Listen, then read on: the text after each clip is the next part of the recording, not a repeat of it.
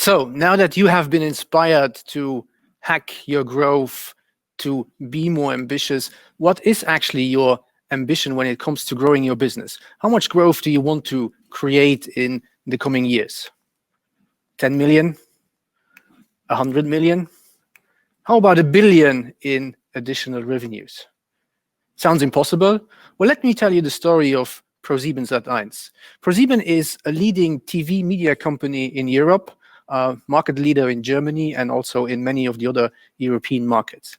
And in 2012, they actually set themselves the ambition to grow by 1 billion over the period of 5-6 years. At the end of the day, after 6 years, they actually had achieved a plus of 2.15 billion, so they almost doubled their revenues. Now, how did they do that? They created new businesses, really new innovations, and these days 50% of their revenues come out of businesses that did not yet exist, so they were really able to hack their growth, if you like. How can you do that as well? Here are 3 questions that you need to ask yourself. First of all, you need to ask yourself, who is my customer, who are my customers, and even more importantly, who are not my customers? Because if you really want to go for big-time growth, you're not going to find it with your existing customers, but you find it with customers that are underserved or that are neglected by your entire industry. Now, for ProSieben TV media industry, this meant looking at startups and small and medium-sized businesses. Usually, TV media buyers, the customers are large corporates, and the startups and the small businesses, they don't buy TV advertising. Why? For some, it's too expensive. Others, they don't want to risk putting their money into something with an uncertain outcome. And still others, they might be willing to do so, but they have never done it. So they don't know how to actually do it and how it works. Now, this is your opportunity. Second question then is, how can you actually turn these non-customers into customers?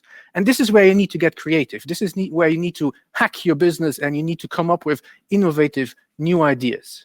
And innovative new ideas means that you need to think about your offering, your products, your services, your customer experiences. You need to think about your business model and your operating model. What are the activities that you need to put in place? And obviously, you need to think about your revenue model. Where does the money come from? What do customers actually pay for? How do you set the price? And so on.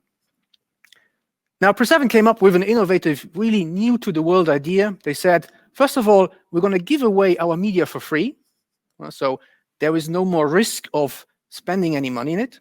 From a business model perspective, we're even going to help you do all the activities that you need to do as a customer. So we're going to do spot production. We're going to take care of execution. And then the big question, obviously, is if we give our core product away for free, where does the money come from? Well, the core of the idea was to introduce what they called media for revenue share. So the idea that if ProSieben airs an advertisement and it actually creates more revenues for you and your business, they're just going to get a share of that.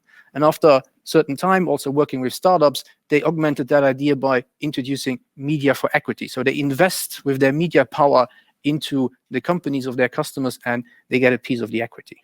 Now, if you have an idea like that, obviously the next question is it any good?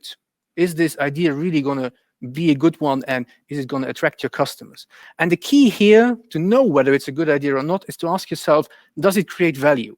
Does it create value, obviously, for the customer who you want to buy this, but does it also create value for you as a company because you want to make more money out of it? So it could be financial value. It could also be strategic competitive advantages, for example.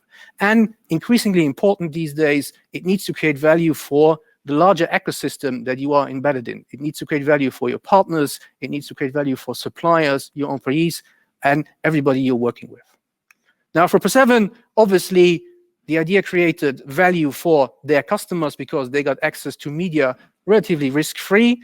For ProSieben itself, it created new revenue streams, and over time, they were able to build a portfolio of strategic investments, and especially when working with startups, the other equity partners, they obviously profited from the increase in revenues and the increase of values of these companies.